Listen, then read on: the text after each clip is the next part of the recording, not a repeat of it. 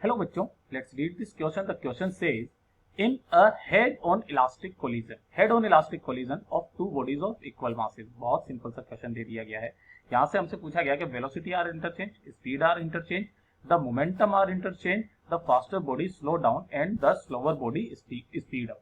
तो ध्यान से देखिए बेटा, अगर यहाँ से पढ़ते ही हमारे ये सारे के सारे आंसर सही हैं। ये क्या है बेटा? ऑल आंसर्स है ना। देखिए सॉल्यूशंस के अंदर जो आ जाएंगे ऑल करेक्ट है ना। अब वो किस तरीके से, ध्यान से समझिएगा, है ना। देखिए सबसे पहले अगर मैं बात करता हूं क्या वेलोसिटी आर इंटरचेंज, तो ध्यान से देखिएगा, एक बॉडी है, ये है हमारे पास में m1, ठीक है, इसकी वेलोसिटी है u1, ठीक है। और एक बॉडी है बेटा ये वाली हमारे पास में m2 या m, ये भी m है ना, ये जा रही है u2 से। और हमें बात पता है कि जो u1 है, u1 is greater than u2, तभी तो जाकर के यहाँ पर टकराएंगी, है ना। और अगर ये यहाँ पर टकराने के बाद में मान लेते हैं इसकी वेलोसिटी हो गई हमारे पास में, ये हमारे पास में a, ये हमारे पास में b, तो ये a और ये b है ना, ये a है ना, जो कि हो गई हमारे पास में ये u2 है ना, और सॉरी v2 है ना, या v1 बोल दीजिए इसको, है ना। और ये वाली जो बॉडी होगी बेटा, ये वाली हो जाएगी हमारे पास में v2, जो कि b का हो गया। अब ध्यान से देखिएगा, ये है हमारे पास में बिफोर कोलिजन, ये है हमारे पास में आफ्टर कोलिजन। अगर यहाँ पर बिफोर कोलिजन मोमेंटम जो है बेटा, यहाँ पर क्या रहेगा हमारे पास में, कंजर्व रहेगा।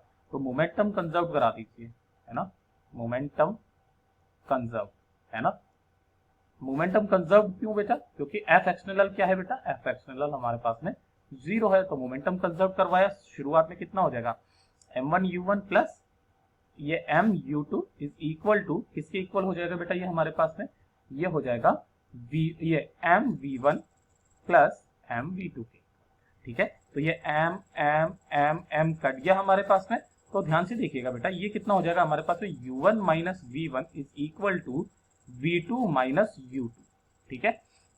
इस तरीके से आ गया। यानी कि अगर मैं देखा जाए यहाँ पर, तो देखिए ध्यान से बेटा, यहाँ पर जो velocity of separation, velocity of approaches है, ये दोनों के दोनों हमारे पास में बेटा बराबर है। यानी कि अगर आप यहाँ से भी निकालेंगे तो भी ध्यान से देखिए, तो यहाँ पर क्या हो जाएगी बेटा, वेलोसिटीज जो है वो इंटरचेंज हो जाएंगी। इसका मतलब क्या हो जाएगा, ये वाला तो हमारा करेक्ट है। उसके जस्ट बाद में अगर मैं सिंपली बात करूं तो ये सीधी की सीधी इसी डायरेक्शन में जा रही है, इसी डायरेक्शन में। इसका मतलब स्पीड आर ऑल्सो इंटरचेंज, यानी कि इसकी स्पीड उसको और उसकी स्पीड इसको आ जाएगी। आप चाहो तो एक को 0 भी कर दो, है ना, एक को आप चाहो तो यहाँ पर 0 भी कर देंगे। अगर ये 0 है तो यहाँ पर ध्यान से देखिएगा, जो इसके लिए हमारे पास में head on collision, elastic collision के ये कोफिशिएंट ऑफ रेस्टिट्यूशन जो होता है वो 1 होता है ना। Velocity of approach divided by velocity of velocity of separation divided by velocity of approach, ये चीज होती है हमारे पास में, ठीक है। तो ये दोनों तो हमारे सही हो गए। अब ध्यान से देखिएगा, नेक्स्ट पे चलते हैं। द मोमेंटम आर कंजर्व, वो मोमेंटम आर इंटरचेंज। तो ध्यान से देखिए, हाँ ऐसा हो सकता है, मोमेंटम आर इंटरचेंज।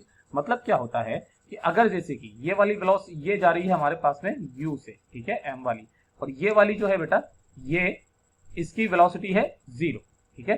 टकराने के बाद में ये चली जाने लगेगी बेटा हमारे पास में u से, है ना, और ये वाली क्या हो जाएगी, ये इसकी 0 हो जाएगी। इट मीन्स, तो यहाँ पर जो शुरुआत में mu है, बाद में भी कितना रह जाएगा, mu ही रह जाएगा, है ना। ये वाली चीज अगर आप निकालेंगे इसी वाले से, तो ये वाला भी आ जाएगा हमारे पास में। जो लास्ट है, the faster body slow down and the slower body speed up. Obviously यहाँ पर ये वाली जो है ये फास्टर थी, ये रुकी हुई थी, फिर थोड़ी देर बाद में ये वाली जाने लग जाएगी। क्यों? क्योंकि ध्यान से देखिएगा, टकराने के बाद में जो आगे जाने वाली है बेटा, है ना, ये वाली क्या हो जाएगी, आगे की तरफ में जाएगी। यानी कि इनके बीच बीच जो सेपरेशन है वो बढ़ता चला जाएगा, यहाँ पर सेपरेशन हमारा घटता चला जाता है, ठीक है। तो ये इसी की वजह से होता है, फास्टर बॉडी स्लो डाउन हो जाती है और जो स्लोअर बॉडी होती है बेटा वो स्पीड अप हो जाती है। तो ये वाला भी हमारा सही है, यानी कि जो हमारे सारे के सारे आंसर सही हैं। चलिए इनको हाईलाइट कर देते हैं यहाँ से, तो ये हो जाएंगे हमारे पास में ऑल करेक्ट। तो यहाँ से ये सारे के सारे हमारे करेक्ट हो जाएंगे। I hope you understand it well. All the best.